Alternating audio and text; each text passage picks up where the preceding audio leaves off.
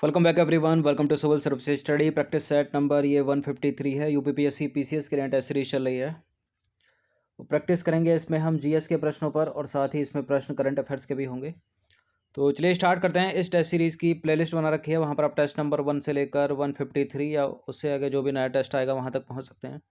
इन सभी टेस्ट का full test PDF प्राप्त कर सकते हो। डिस्क्रिप्शन बॉक्स में नंबर है, उस पर कॉल या व्हाट्सअप करके। तो बिना किसी देरी के पहला प्रश्न है, सरदार सरोवर परियोजना किन राज्यों की संयुक्त परियोजना है? ए बी सी डी बताइए। देखिए, सरदार सरोवर परियोजना से लाभान्वित उत्तर प्रदेश नहीं है। ठीक है, उत्तर प्रदेश नहीं है। तो उत्तर प्रदेश जहाँ जहाँ उसको एलिमिनेट कर दीजिए। और दक्षिण भारत में कर्नाटक भी नहीं है। कौन कौन लाभान्वित है इससे? मध्य प्रदेश है, राजस्थान है, महाराष्ट्र है, गुजरात है। तो 20 का आंसर हो जाएगा। देखिए, सरदार सरोवर परियोजना मध्य प्रदेश, गुजरात, महाराष्ट्र और राजस्थान की संयुक्त परियोजना है। यह नर्मदा और उसकी सहायक नदियों पर बनाई गई है। क्वेश्चन नंबर 2 पर आ जाइए। निम्नलिखित में से संविधान के किस संशोधन के द्वारा लोकसभा के सदस्यों की संख्या 525 से बढ़ाकर 545 कर दी गई? 42वां, 35वां, 31वां, 44वां? इसको मिनी संविधान के नाम से भी जाना जाता है। बहुत प्रश्न बनते हैं इससे, लेकिन यहाँ उत्तर है 31वां संविधान संशोधन, ऑप्शन नंबर सी। तो 31वें संविधान संशोधन के द्वारा जो हुआ था 1973 में, लोकसभा में राज्यों के प्रतिनिधित्व की अधिकतम संख्या 500 से बढ़ाकर 525 तथा केंद्र शासित प्रदेशों की सदस्यों की अधिकतम संख्या 25 से घटाकर 20 कर दी गई। इस प्रकार लोकसभा में कुल सदस्यों की अधिकतम संख्या 525 से बढ़ाकर 545 हो गई। तो सी करेक्ट है। ये नंबर इस पर कॉल या व्हाट्सअप करके आप फुल टेस्ट सीरीज प्राप्त कर सकते हैं, यूपीपीसीएस की भी और आरओ की भी। पीएम स्वनिधि योजना, प्रधानमंत्री स्वनिधि योजना क्या है, किससे संबंधित है? कृषि साख में वृद्धि हेतु शुरू की गई एक योजना, महिला उद्यमियों की सहायता हेतु शुरू की गई एक योजना, पहाड़ी क्षेत्रों में बेरोजगार युवाओं की मदद करने हेतु शुरू की गई एक योजना, या देश के स्ट्रीट वेंडर्स को लाभान्वित करने के लिए शुरू की गई एक योजना। पीएम स्वनिधि योजना यह देश के स्ट्रीट वेंडर्स को लाभान्वित करने हेतु शुरू की गई एक योजना। डी।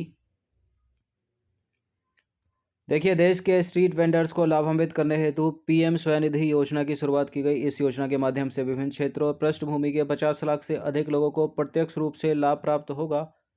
और इस योजना को विशेष रूप से छोटे दुकानदारों के लिए, जैसे कि ठेले और रेहड़ी पटरी वाले, उनके लिए तैयार किया गया इस योजना को। और इस योजना के माध्यम से छोटे व्यापारी कोविड-19 के कारण प्रभावित हुए अपने व्यापार को पुनः शुरू कर सकेंगे। क्वेश्चन नंबर 4 पर आ जाइए। भारत में सामाजिक सुरक्षा की शुरुआत किस अधिनियम के साथ हुई थी? कौन से अधिनियम के साथ हुई थी भारत में सामाजिक सुरक्षा की शुरुआत? क्षतिपूर्ति, श्रमिक क्षतिपूर्ति अधिनियम 1923। बी है इसका आंसर। देखिए, भारत में सामाजिक सुरक्षा की शुरुआत वर्ष 1923 में हुई, जब श्रमिक क्षतिपूर्ति अधिनियम पारित किया गया। यह अधिनियम उन उद्योगों एवं कारखानों पर लागू नहीं होता जिनके श्रमिक कर्मचारी राज्य बीमा अधिनियम 1948 के अंतर्गत सामाजिक सुरक्षा प्राप्त करते हैं। क्वेश्चन नंबर 5 पर आ जाइए। उत्तर प्रदेश ग्रामीण पर्यटन नीति की घोषणा निम्नलिखित में से किस वर्ष की गई थी? उत्तर प्रदेश ग्रामीण पर्यटन नीति है वर्ष 2015 की। बी है इसका आंसर। उत्तर प्रदेश ग्रामीण पर्यटन नीति की घोषणा जून 2015 में की गई थी और इस नीति के तहत ऐसे गांवों को चिन्हित कर विकसित किए जाने की व्यवस्था की गई जो मुख्य पर्यटन स्थल एवं परिपथ के समीप हैं तथा जहां पर्यटन की संभावनाएं विद्यमान हैं।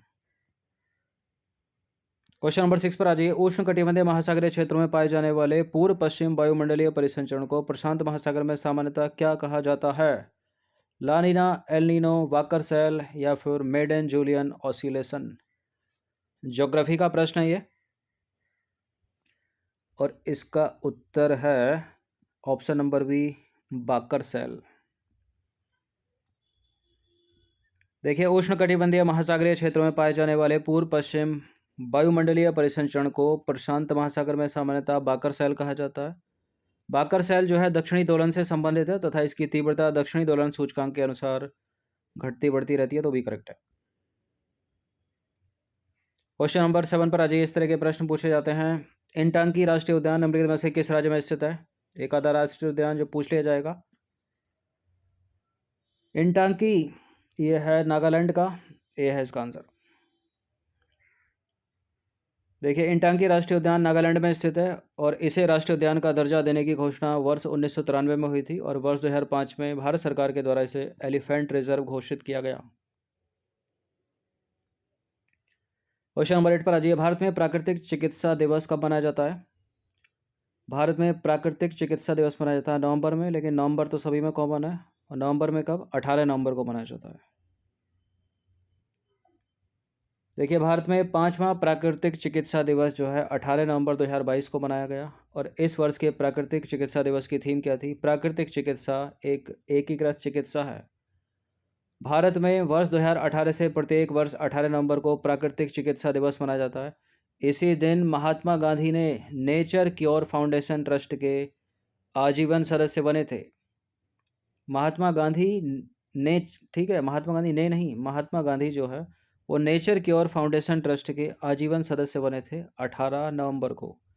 और गांधी जी को ही हम भारत में प्राकृतिक चिकित्सा का संस्थापक मानते हैं, क्योंकि उन्हीं के प्रयासों से प्राकृतिक चिकित्सा भारत में लोकप्रिय हुई। तो डी करेक्ट है।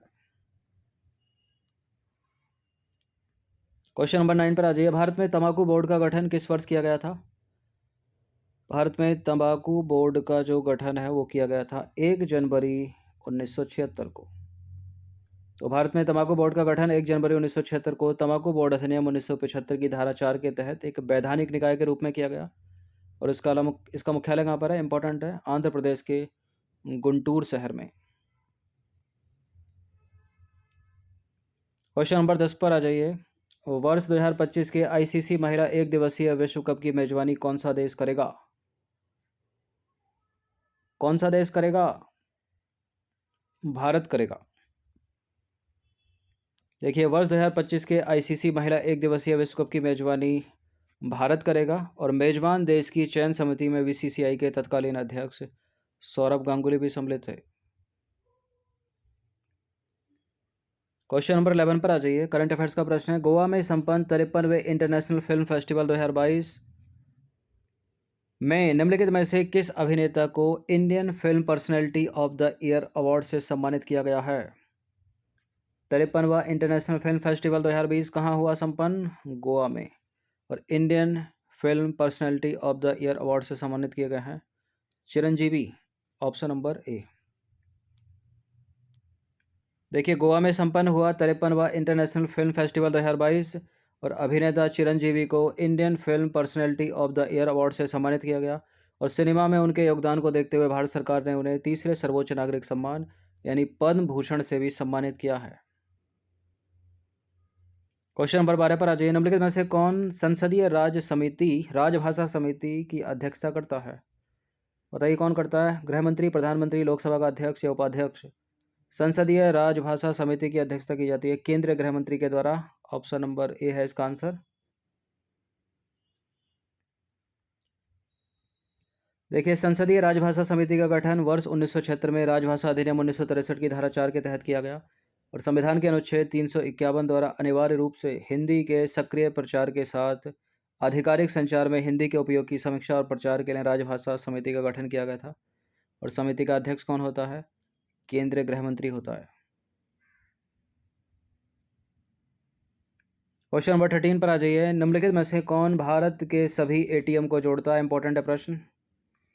कौन जोड़ता है भारत के सभी एटीएम को? आरबीआई, एनपीसीआई, एनएसडीएल या आईबीए? यानी भारतीय बैंक संघ, नेशनल सिक्योरिटीज डिपॉजिटरी लिमिटेड, भारतीय राष्ट्रीय भुगतान निगम या भारतीय रिजर्व बैंक? भारत में सभी एटीएम को कौन जोड़ता है? भारत में सभी एटीएम को जोड़ता है एनपीसीआई यानी भारतीय राष्ट्रीय भुगतान निगम।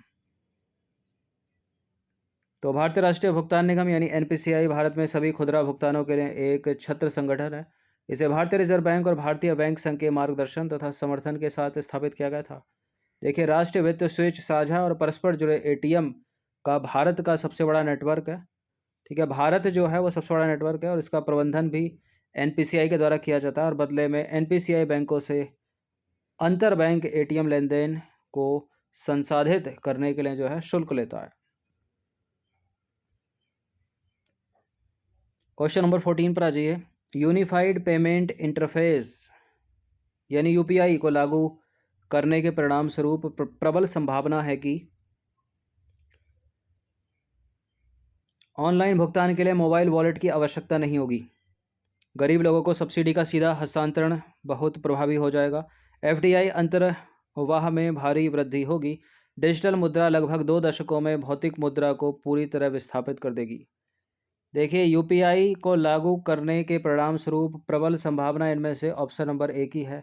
ना तो डेबिट कार्ड की आवश्यकता है, ठीक है, मतलब कार्ड डिटेल्स की आवश्यकता है, ना ही किसी मोबाइल वॉलेट की आवश्यकता है, ना ही इंटरनेट बैंकिंग की आवश्यकता है।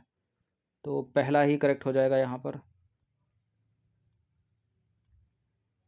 देखिए, यूपीआई आपको अपने कार्ड विवरण या नेट बैंकिंग या वॉलेट पासवर्ड टाइप करने की परेशानी के बिना सीधे अपने बैंक खाते से विभिन्न व्यापारियों को भुगतान करने की अनुमति देता है। तो ए करेक्ट है वहाँ पर। क्वेश्चन नंबर 15 पर आ जाइए। हाल ही में विश्व का पहला इंट्रानेजल कोविड वैक्सीन निम्नलिखित में से किस देश की कंपनी के द्वारा विकसित किया गया? पहले भी हम चर्चा कर चुके हैं इस पर। इंट्रानेजल है, ठीक है, इंट्रानेजल कोविड वैक्सीन। तो चीन नहीं है इसका उत्तर, अमेरिका नहीं है, रूस नहीं है, इसका उत्तर है भारत, ऑप्शन नंबर सी।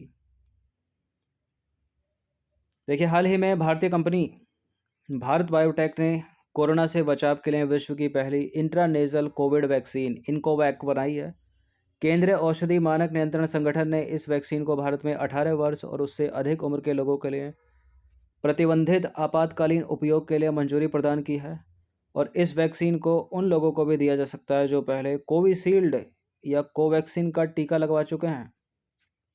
और इस वैक्सीन का उपयोग कोविड के खिलाफ बूस्टर खुराक के रूप में किया जाएगा। तो सी करेक्ट है, ठीक है, भारत बायोटेक की है इंट्रानेजल वैक्सीन इनकोवैक। तो सी है इसका आंसर। तो 15 प्रश्न ऐड किए गए थे, इनकी प्रैक्टिस कर लीजिएगा 1 से 2 बार। इन सभी टेस्ट का पीडीएफ प्राप्त कर सकते हो पेड टेलीग्राम ग्रुप से। डिस्क्रिप्शन बॉक्स में नंबर है, उस पर कॉल या व्हाट्सअप करके हर दिन प्रैक्टिस करते रहिएगा। बाकी सब्सक्राइब रखिएगा सिविल सर्विसेज स्टडी चैनल को, रेड वाला जो बटन है उसको दबा दीजिए और बेल आइकन को प्रेस रखिए लेटेस्ट टेस्ट का नोटिफिकेशन प्राप्त करने के लिए।